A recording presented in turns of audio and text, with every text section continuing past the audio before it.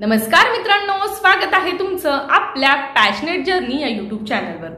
आपण गेल्या बऱ्याचशा दिवसांपासून किंवा मी सांगते की वर्षभरापासून जी काही तिसरी अभियोग्यता चाचणी याची वाट बघत होतो आणि जी चाचणी मे महिन्यात होणार आहे असं आपल्याला सांगितलेलं होतं, त्याच पद्धतीने आपलं नोटिफिकेशन आलेलं आहे। सर्वांनी जाहिरात बघितली असेल, नोटिफिकेशन बघितलेलं असेल आणि सगळ्यांच्या मनामध्ये एकच प्रश्न पडला असेल की आता या एक महिन्यामध्ये माझा अभ्यास होईल का, अभ्यास कसा होईल, परीक्षेमध्ये प्रश्न कसे येतील, कारण मागची अभियोग्यता चाचणी कशी झाली आहे आपल्याला माहित आहे आणि आता ती सिच्युएशन येऊन आपल्या समोर उभा राहिली आहे आणि आजपासून जर विचार केला तर जवळपास पूर्ण एक महिना देखील शिल्लक नाही।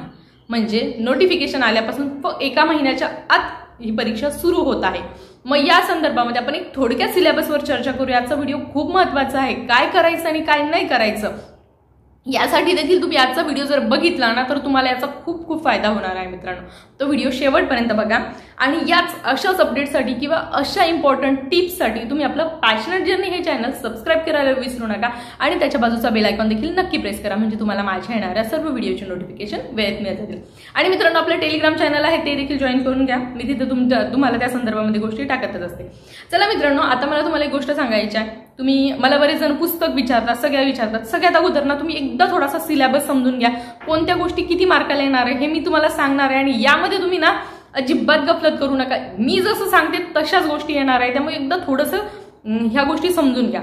आता बरेचसे जण विचारत आहेत की मॅडम आता एक महिन्यासाठी क्लास लावू का? हे बघा, वेळ कमी आहे, तुम्ही जर फुल टाइम अवेलेबल असाल तर तुम्हाला जर वाटत असेल की नाही मला गरज आहे, माझ्या कॉन्सेप्ट क्लिअर नाही, तर 100% लावा अथवा यूट्यूबचे सेशन देखील पाहू शकतात। परंतु मी तुम्हाला रिकमेंड करेल की आता तुम्ही एखादं पुस्तक जे आहे, यूट्यूबपेक्षाही पुस्तक जे आहे ज्यामध्ये डाऊट सॉल्व्ह केलेले असतात किंवा तुमचे कॉन्सेप्ट क्लिअर होण्यासाठी त्यात मदत मिळू शकते, तर ते तुम्ही रेफर करा। यूट्यूबमध्ये किंवा ऑनलाईन क्लासेसमध्ये खूप वेळ जाईल, कारण हे करायला हवं होतं 2 ते 3 महिन्यापूर्वी। एक महिन्यामध्ये आता ऑनलाईन क्लासेस करणं किंवा या गोष्टी आता शक्य नाहीये।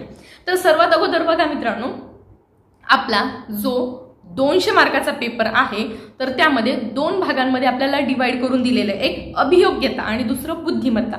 इथं सगळे कन्फ्यूज होत आहे की नेमकं अभियोग्यता आणि बुद्धिमत्ता कसं। आता मी तुम्हाला सांगते, अभियोग्यता हे 60% म्हणजे 120 मार्कांसाठी आहे आणि एकटं बुद्धिमत्ता चाचणी जी आहे ती 40% म्हणजे 80 मार्कांसाठी आहे। असे आपले 200 गुण आहेत। आता एक गोष्ट इथं क्लिअर करते मी तुम्हाला, फक्त आणि फक्त बुद्धिमत्ता जे आहे ते 80 मार्कांना आहे, म्हणजे सर्वात मोठा वेटेज कुणाला आहे? इथं बुद्धिमत्तेला। आता इथं गणित नाहीये, एक गोष्ट समजून घ्या, 80 मार्काची तुमची बुद्धिमत्ता आहे। सर्वात जास्त वेळ मित्रांनो याच बुद्धिमत्तेला जातो। तर या उलट अभियोग्यता 120 मार्कांना आहे। म्हणजे मी तुम्हाला जसं म्हटलं की सर्वात जास्त तुम्ही म्हणसाल मॅडम 80 मार्काचं तुम्ही सांगताय की सर्वात जास्त 80 मार्क कसे 120 जास्त, तर समजून घ्या एकट्या बुद्धिमत्तेला 80 मार्क आहे। आता अभियोग्यतेमध्ये जे घटक आहेत ना त्याला हे डिवाइड करून 120 मार्क आहे, एक थोडं समजून घ्या। आता यामध्ये बघा, गणितीय क्षमता, वेग, अचूकता। गणितीय क्षमताला 20 मार्क, वेग अचूकता 20 मार्क। आता वेग आणि अचूकता कशामध्ये येणार? गणितामध्येच येणार, म्हणजे हे 20 झाले 40, म्हणजे 80 मार्काची बुद्धिमत्ता आणि गणित किती मार्काचं झालं आपलं? गणितीय क्षमता 20 मार्काला येणार तुम्हाला, वेग अचूकता पण गणितावरच आधार आहेत, ते पण तुम्हाला 20 मार्काला, हे झाले 40, म्हणजे 120 मार्क तुमचे गणित आणि बुद्धिमत्तेला झाले। आता उरले किती? 60 मार्क। त्यामध्ये काय काय डिवाइड केलंय बघा तुम्ही। त्यामध्ये भाषिक क्षमता इंग्रजी, भाषिक क्षमता मराठी, हे 2 हे 20-20 मार्काला असणार आहे। तर इथे तुम्हाला हे 40 मार्क मिळवण्याचा, म्हणजे हे 40 मार्क तुम्हाला मिळालेच पाहिजे। सोपं असतं मित्रांनो, काय होतं माहितीये का, आपण गणित बुद्धिमत्तेच्या मागे लागतो, हे सोपे मार्क आपण सोडून देतो। माझं असं म्हणणं नाही की तिकडे मागे लागू नका, ते आपल्याला तर करायचंच आहे, पण जे प्रश्न लवकरात लवकर आणि जलद होतात ते हे आहेत मराठी, इंग्रजी। तर इथे तुम्हाला 20-40 मार्क्स आणि त्यानंतर बघा तुम्हाला पुढे आहे अवकाशीय क्षमता, कल, आवड, समायोजन। अवकाशीय क्षमता झाले 20 मार्काला, कल, आवड, समायोजन, व्यक्तिमत्व हे झाले 20 मार्काला।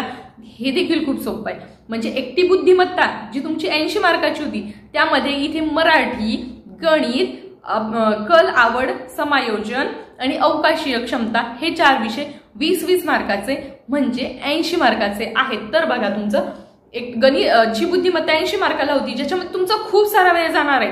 तर हे जे 4 विषय आहेत ना मित्रांनो, ते अगदी माझ्या हातामध्ये 15 ते 20 मिनिटांमध्ये होण्यासारखे आहेत. म्हणजे मी 15-20 मिनिटं जास्तच म्हटले, त्याही पेक्षा जलद जर आपण सोडवले तर हे 80 मार्क आणि मग त्यानंतर उर्वरित जे तुमचे 120 मार्क्स आहेत ना, त्यापैकी जर तुम्ही कव्हर करण्याचा प्रयत्न केला तर आपण बऱ्यापैकी मग स्कोर करू शकतो.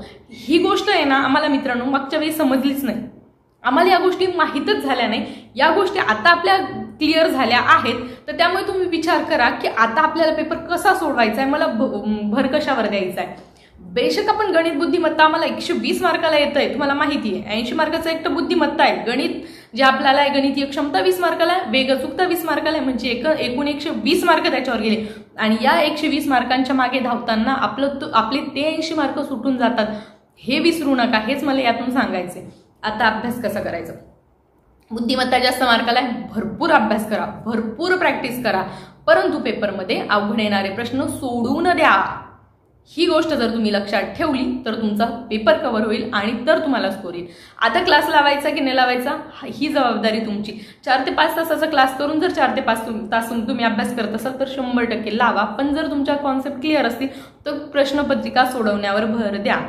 पुस्तक कोणतं वापरायचं हे मला सातत्याने सगळे विचारतात. हे बघा मित्रांनो कसं आहे, मागच्या वेळी ज्यावेळी काहीच आमच्याकडे हे सोर्स नव्हता त्यावेळी मी विद्याभारती प्रकाशनाचं फक्त क्वेश्चन पेपर सेट वापरला होता. आता मी क्वेश्चन पेपर सेटच का वापरला तर मी तुम्हाला सांगते, थोडंसं गणित आणि बुद्धिमत्ता माझं चांगलं होतं, खूप जास्त म्हणणार नाही पण होतं. बेसिक कॉन्सेप्ट माझ्या सगळ्या क्लिअर होत्या म्हणून मी प्रश्नपत्रिका सोडवण्यावर भर दिला होता. जर तुम्ही याच्या अगोदर क्लास लावले असतील किंवा अभ्यास केला असेल आणि तुम्हाला असं वाटतं की माझं गणित आणि बुद्धिमत्ता सगळं कव्हर झालं आहे तर मी तुम्हाला एक गोष्ट इथे रिकमेंड करेल, जास्तीत जास्त प्रश्नपत्रिका सोडवा, टाइम लावून सोडवा. आजपासून 30 दिवस तुम्ही पर दिवशी 2 पर डे 2 प्रश्नपत्रिका याप्रमाणे 30 दिवसाचा विचार केला, 30 नको आपण 25 दिवसाचा विचार केला तर 50 प्रश्नपत्रिका तुम्ही सोडवू शकता. तर तुम्ही ते करा.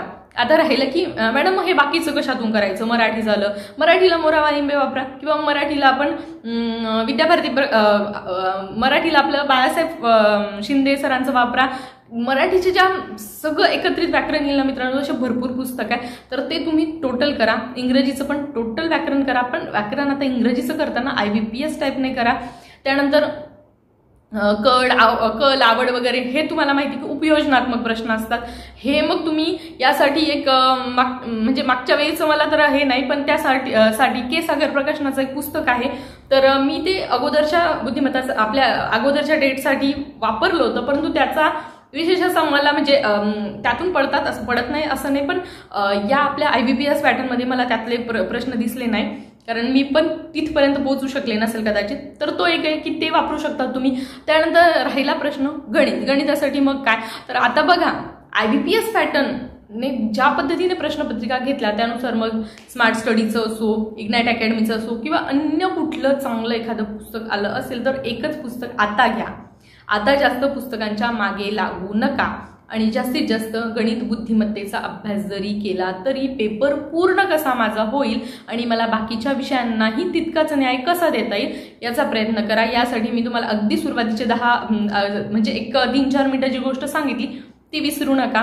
हे सातत्याने तुम्ही प्रश्न विचारताय म्हणून मग मी म्हटलं की बाकी सगळं सोडून आपल्यासाठी आता हे काय करावं हे महत्वाचं आहे. तर हे काय करावं हे मी तुम्हाला सांगितलं आहे. पेपर सोडवताना देखील काय करायचं ना यासाठी मी नेक्स्ट व्हिडिओ घेऊन येईल. त्याचबरोबर फॉर्म कसा भरायचा किंवा यामध्ये म्हणजे आपल्या ॲडमध्ये मला काही गोष्टी ज्या महत्त्वाच्या वाटतात त्या संदर्भामध्ये मी तुम्हाला एक नेक्स्ट व्हिडिओ घेऊन येईल. हे सध्या आता अभ्यासाच्या संदर्भामध्ये आहे. हा व्हिडिओ ना मित्रांनो जास्तीत जास्त शेअर करा. प्रत्येक अभियोग्यता धारकापर्यंत हा व्हिडिओ जाऊ द्या जेणेकरून प्रत्येकाला फायदा होईल. आणि आज नोकरीच्या प्रतीक्षेत असणारे माझे शिक्षक बांधव आहेत तर त्यांना याचा काहीतरी थोडासा फायदा होऊ देत अशी माझी मनोमनी इच्छा.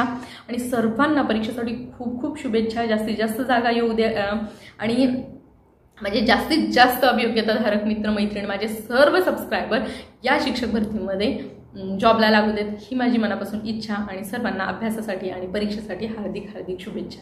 धन्यवाद.